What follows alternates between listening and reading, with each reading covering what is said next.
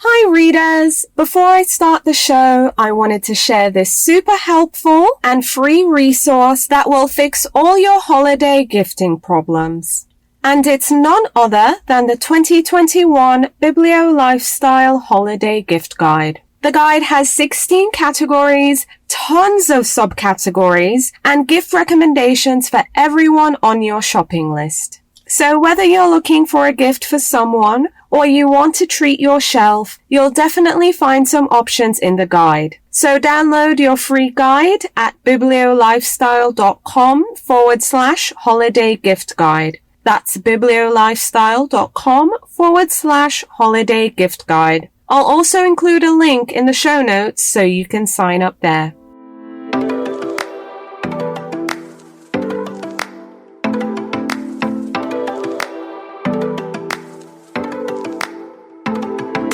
Welcome to the Reader's Couch, a podcast that brings you lively conversations with some of your favorite authors and bookish personalities. Over here, the couch is always booked, but I've moved some books to the side table and fluffed some cushions so I can welcome a guest or two to come lounge with us. Today on the couch, we have Kate Baer, the #1 New York Times bestselling author of What Kind of Woman. But she's here to talk to me about her latest collection of erasure poems created from notes she received from followers, supporters, and online trolls. Stay tuned! An epic historical fiction novel to add to your reading list that's set against the backdrop of the Korean struggle for independence is Beast of a Little Land by Jae Kim. The novel opens in 1917, deep in the snowy mountains of occupied Korea, where an impoverished local hunter is captured by a lost squad of Japanese soldiers. The hunter ends up saving a young Japanese officer from an attacking tiger. And from this encounter, their fates are connected, and a saga that spans half a century unfolds. However, majority of the novel follows Jade, a young girl from an impoverished farming family who grows up to be a sought-after courtesan and movie star in Seoul. Jade and the two girls from her courtesan school, Luna and Lotus, fall in love with men from very different backgrounds, but their love and loyalty is not always returned. And soon, Jade must decide whether she'll risk everything for the one who would do the same for her. Beast of a Little Land by Jae Kim is being published by Eco, and books go on sale on Tuesday, December 7th. So get those pre-orders in or request it from your local library. This is an epic historical fiction novel with unforgettable characters that you really don't want to miss. A persuasive examination of both the legal and cultural forces on why we are primed to disbelieve allegations of sexual abuse is discussed in Deborah Turkenheimer's debut, Credible: Why We Doubt Accusers and Protect Abusers. Turkenheimer describes what leads us to believe some individuals over others, and how it shields the accused by pitting the stereotype of the perfect victim against that of the monster abuser. Turkenheimer also explains how doubt is baked into law and places more weight on the abuser's suffering than the accuser's. Credible also grapples with the ways in which race, class, and gender affects a sexual assault victim's credibility and their ability to access justice, but it also talks about how we can transform a culture and a legal system structured to dismiss accusers. Credible: Why We Doubt Accusers and Protect Abusers by Deborah Turkenheimer is published by Harper Wave, and books are on sale now, so visit your local bookseller or request a copy at your local library. Hi readers, welcome again to the Reader's Couch. I'm your host, Victoria Wood, and here on the couch with me is an author and poet whose first collection, What Kind of Woman, was a #1 New York Times instant bestseller and has been featured in numerous publications. But she's here to talk to me about her second collection. I hope this finds you well. Please welcome to the couch, Kate Baer. Hey, Kate.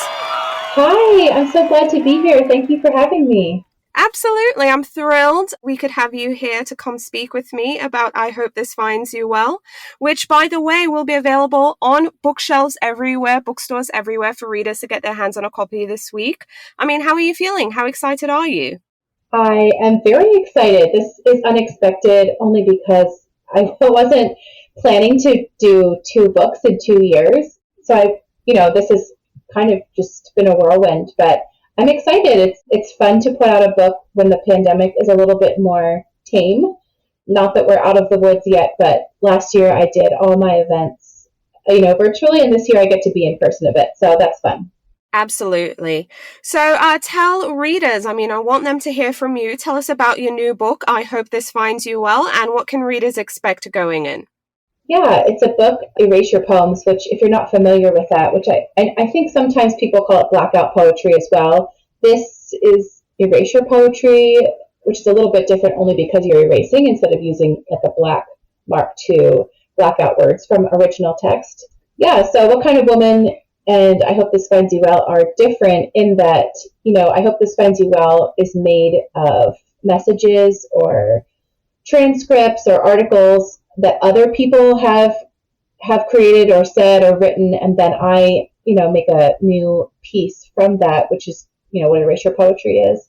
And yeah, it's I think sometimes in the past few months, I think there are people that are a little bit confused, thinking that it's like an entire book of like unkind messages just to me, because I think those are the excerpts that are out there at the moment. But yeah, it's also wonderful messages that I've received and other things that are found online that have nothing to do with me.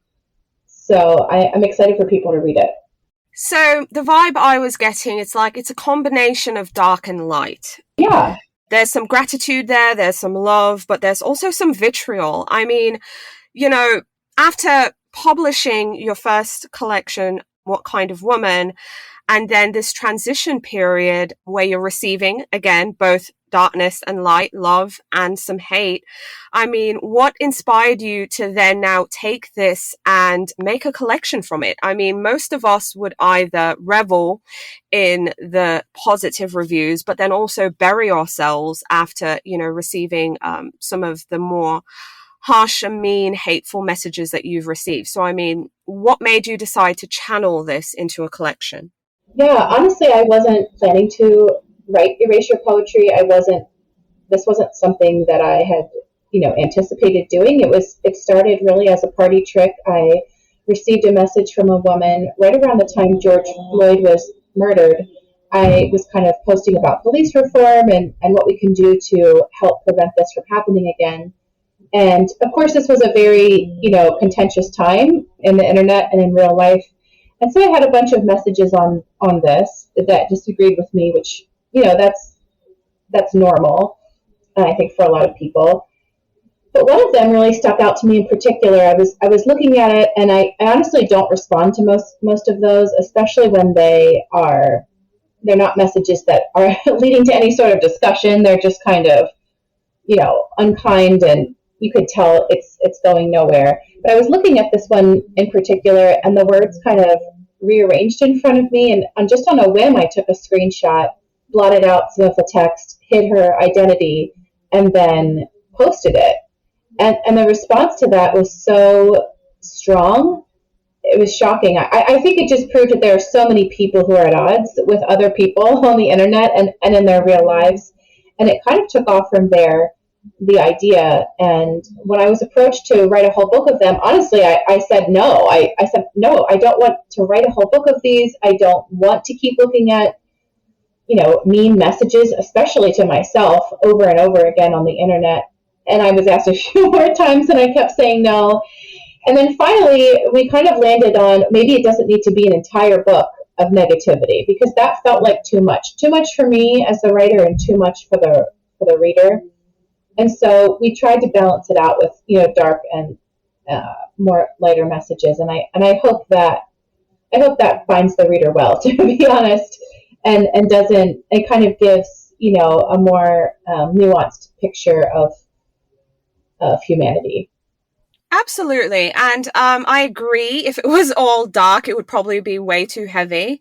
I mean, it is possible to kind of, spin it a certain type of way where it's not that deep. But I agree. I was real grateful to see some supportive messages and positive messages in there as well. I think the reason why most early readers and, folks writing about the book and what we're seeing circulating online with a focus on the darker messages is because we're not used to folks turning something, I'm going to dare say, dark into something positive, because I found myself nodding and laughing and giggling and sighing and rolling my eyes and just going through all these emotions through every single page in this collection. Normally I tab, but then I stopped because I was just tabbing it too much. I was like, okay, yeah, the whole thing, is kind of a winner. I think that's what's, unique maybe or different for us, is seeing again, had I received some of those messages, I don't think I would have been able to kind of turn it around into, something positive, because that's what I feel this book is ultimately, turning something negative. Although, again, there are lighter points in this and positive messages here, but just the act of turning something dark into something positive is just very unusual, because I would have probably buried my head in the sand. So I think that's the main note and the main takeaway for many of us readers. I mean, what do you think? Yeah, I think that's what people are really connecting with, and I'm so glad. I think it's really easy to feel hopeless, especially after this past year and a half, and I'm so glad that people are connecting with it in that way, for sure. Okay, so one of my favorites from the collection that kind of stood out to me was Fat Girl Smiling in a Bathing Suit. I mean, tell our listeners more about that one. Yeah, well, I think there's a series of those. I had posted a picture of myself, a few of them in my bathing suit, which was revolutionary at the time, just because I'd kind of gone through a transformation. I hate to use that word, but just a change in how I was viewing my body and how I was going to let it be shown. You know, taking off the filters, not cropping myself to death, and just letting myself be seen as what I actually look like on the internet, which is difficult. It's really hard for women, especially because, I don't know, it's like when you're behind a screen, you just want to show what everybody else wants to see, which is thin and or fit, and so I don't know. I think that for most people, seeing images like that is really helpful, but I think for some people, it's maybe disturbing or annoying. And yeah, I think that for the most part, I feel this way as well when there are women who are posting what they actually look like. I just feel so much liberation and so much love. And so I just want to be clear that that is the overarching feeling that I get when I see, or when I myself, kind of show what I actually look like, and this is my body, and I'm not ashamed of it, and there's no reason to be ashamed of it. Um, but yeah, some people, mostly men, have a hard time with that, for sure. On the note of men, another one I flagged was the male ego. Tell us about the male ego theme in your new collection, but just also your experience online in general. I mean, I think it starts back into the olden days, putting that in quotes, before we had public social media accounts and instead had blogs. I feel like for 10 years I've been writing on the internet, and it's not like all of a sudden I'm getting these kinds of messages. This has been happening for so long. I remember the first message I got was from this guy named Brian, and he had like a faceless avatar on my blog, and he just wrote like, "Show your tits or get off the internet." And I was like, "What are you talking about? And who do you think you are?" And little did I know this was just the beginning. I mean, as my readership grew, so did these random messages from men, and only now do I realize it had nothing to do with me personally and everything to do with my sex and men and women realizing the power they had behind the veil, of not like being anonymous. Yeah, and so I don't know. I don't feel like there was like a light bulb moment when I thought, "Oh my God, this is a death march here." It was more like it's more like a million little moments that added up to this overall feeling. Like there are some people here that are feeling threatened, that feel this power behind being anonymous, and that just want to put people down.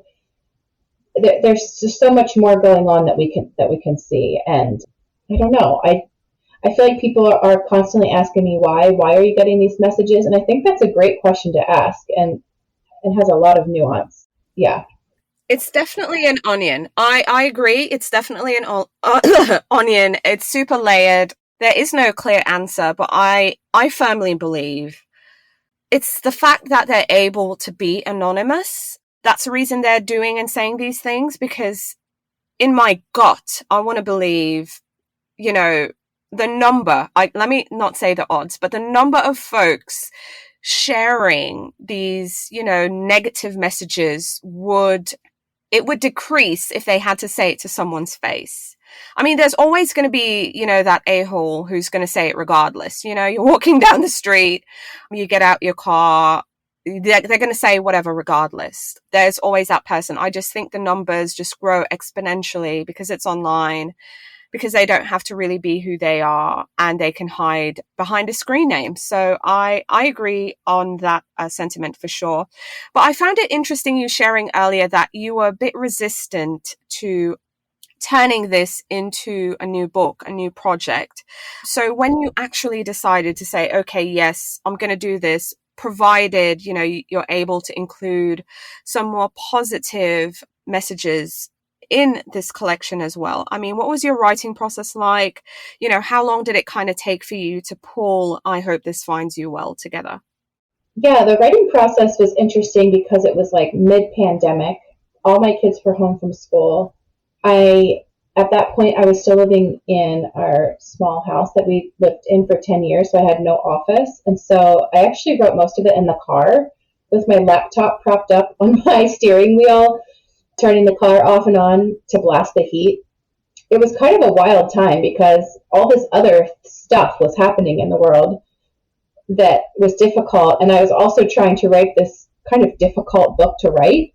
And honestly, it was depressing. There were weeks where I felt like, can I even do this? Can I even look at Facebook comment threads? Because that was the kind of thing I was studying. And because it was such a contentious time on the internet, it was like having to look at that all day was almost sickening, which was so different from What Kind of Woman, because when I wrote that, I mean, not only was there no pandemic, but it was so different. I wasn't looking at anybody else's words to try to write these poems. And so, yeah, it was a very different kind of writing process. And also just logistically, having to look for nouns and verbs and messages that often don't have the right ones. I had to throw out, 95% of what I was reading because it doesn't work. You have to have enough content to make a poem. And so there was a lot of just sifting through what I couldn't use, which was also depressing because now not only am I reading these terrible Twitter threads, Facebook threads, emails, messages to me, like I'm reading them and then I can't even use them. So I think that was a part that, honestly, that was the worst part. Right. Okay, so we have a reader question here. Carrie, username Irish Girly Reads on Instagram. She'd like to know, what tips do you have for those of us who write poetry to actually take the leap in sharing it? I think that leap really has to come from within, and there's nothing anyone else can do to help you besides you have to tell yourself, you're the writer. No one else cares if you post it, which is a really hard truth to realize. Like, no one else cares if you're a writer. No one else cares if you ever write a book. No one cares if you write poetry. You have to care. You have to be the one that says, I'm the writer, I'm the poet. That has to come from within, which I think a lot of times, and this is myself for sure, are looking for this external validation of like, yeah, you should do it, or yeah, you're good enough to do this. It's never really going to come. You have to decide this is good, this is what I'm doing, this is what I want to share with the world. And I think once you get into the habit of doing it, having that attitude, it's so much easier. Because not that it's ever easy, but it gives you to give yourself permission That's all that you need to do. I'm super curious about your publishing experience and your publishing journey. Again, like I mentioned at the top of the show, you previously published What Kind of Woman. Now you're here with I Hope This Finds You Well. I mean, what was your publishing journey and experience like from the first book to now your second? I mean, was it what you expected? Did anything surprise you? What was your experience? I think what surprised me the most is how much, if you're not part of the publishing world at all, if you've never worked in publishing or don't know anyone in publishing, how big the learning curve is. I knew nothing. I didn't understand anything. I didn't realize how much waiting there was and how much I would need to figure out on my own. Courtney Malm, her last name is spelled Maum. She put out a book called Before and After the Book Deal, which came at such an incredible time for me. I learned so much reading that book that otherwise you would just have to figure out on your own because no one tells you anything. There's no hand holding. You just have to just wing it. And it's so much easier the second time because I know what to expect. But the first time, I don't know.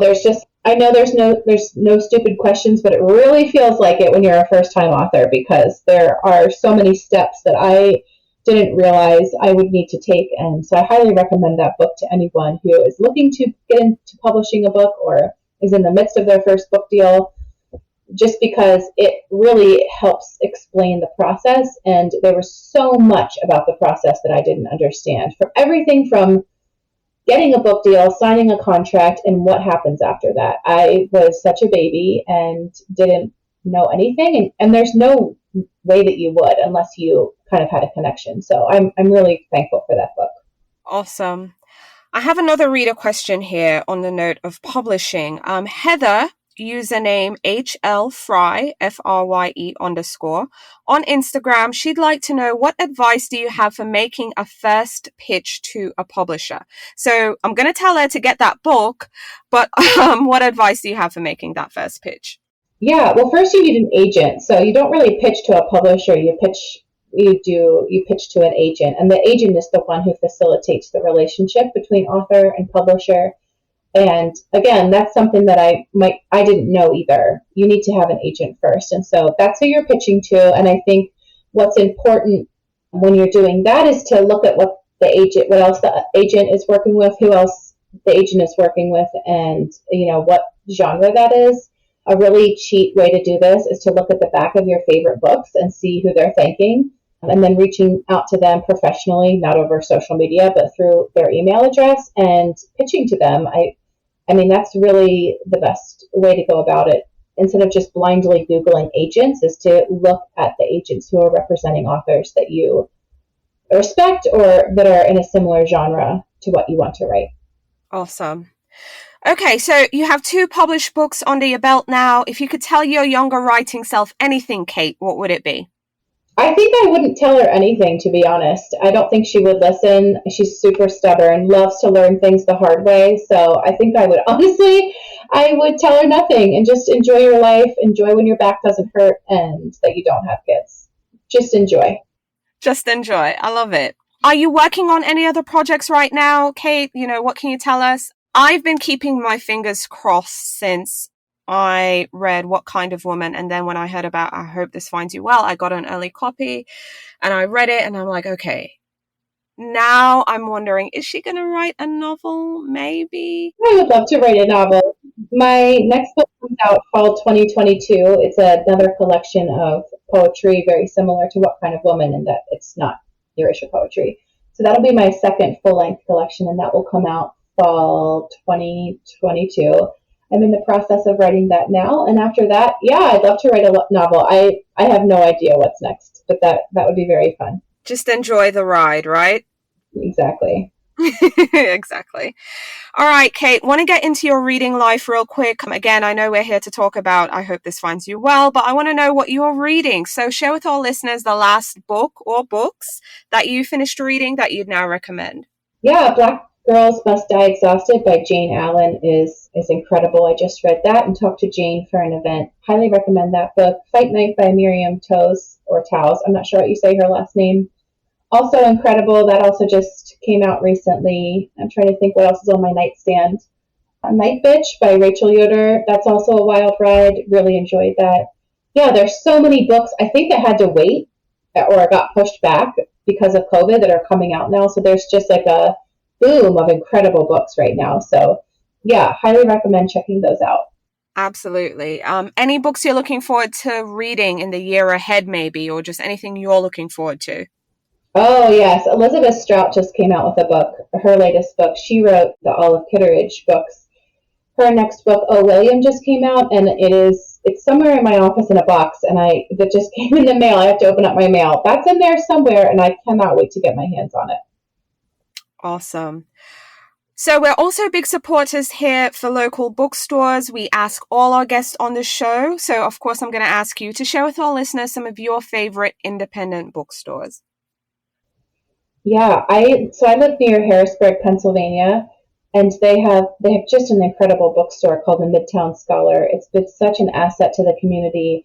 It's not only is it like a unique and beautiful space, it's just been such a landmark, and I have friends from all over who have traveled to visit. So I highly recommend that bookstore for anyone who comes into the area. Awesome. And kind of tying things together with I hope this finds you well. I know you've done your job, you've put your collection out there. It's up to us readers, but kind of what are you hoping for when readers pick up this book? You know, what are you hoping they might feel or how they might react to it? Or just some thoughts you're hoping readers might have? Yeah, I mean, trolling is so multi-casual. Like, it's so hard to pin down, like we talked about before, the why people send these messages. And I think we forget that the internet is still a wild west. It's unregulated and kind of unhinged. It's not a school or a workplace, but like a vast and diffuse universe that often lacks any clear accountability. And that is a great stepping stone to a lot of these kinds of behaviors, sexism, racism, all sorts of things. And I don't know, like I said, I think people will be looking for answers and they want to know why this is happening.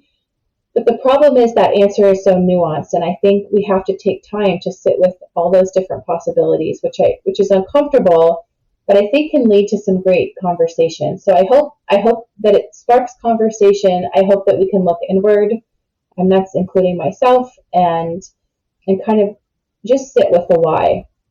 And it doesn't have to be a black and white answer, but just to try to sit with why this is happening and what we can do to make positive change. Absolutely. And I do feel the answer lies somewhere in the gray because things are just so nuanced. I don't think it's a right, wrong, yes, no, black or white. But this collection definitely gave me a lot to think about, to talk about. I'm looking forward to having more conversations with readers as the book becomes available. But if you could describe I Hope This Finds You Well in 3 words, Kate, what would it be? Chad, LOL, and hopeful. Chad, LOL, hopeful. And you guys, when Chad is a dad is also another one of my favorites. When you said it, it triggered that thought. But Kate, thank you so much for coming on the show and speaking with me. It was an absolute pleasure. This was wonderful. Thanks so much for having me. Readers, I had so much fun with author Kate Baer. And I just want to take this opportunity to thank her again for coming and lounging on the couch with us. This week is another big publication week for so many authors and books out there. There'll be tons of books gracing bookshelves on Tuesday, November 9th, but I'm going to share 12 new and noteworthy titles for you to keep on your radar. If you're looking for some literary fiction, out this week is The Sentence by Louise Erdrich. If you're shopping for a new poetry collection, out this week is I Hope This Finds You Well by Kate Baer.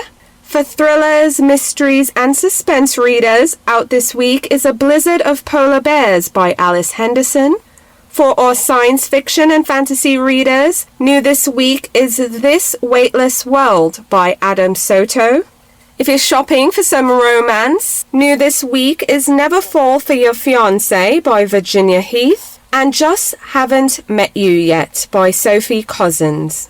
If you're looking for some young adult fiction, out this week is Sway With Me by Saeed M. Masood.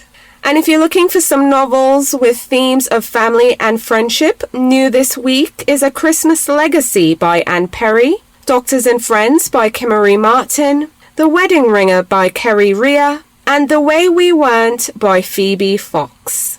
And if you're shopping for some non-fiction, new this week is Will by Will Smith with Mark Manson.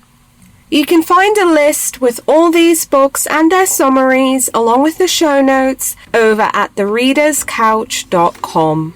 Thank you so much for tuning in to The Reader's Couch. You can find out more about the show and submit your questions for our guest by visiting our website, thereaderscouch.com. You can also connect with us on Facebook, Instagram, and Twitter at The Couch Is Booked. If you like the show, please subscribe, share, and take a few seconds to leave a rating and review. Next week, I'll be back with new guests, more books, and some fun games we can play. But until then, stay lounging, stay reading, and whenever you're in doubt, go straight to your local bookstore or library. Thanks for listening, and happy reading.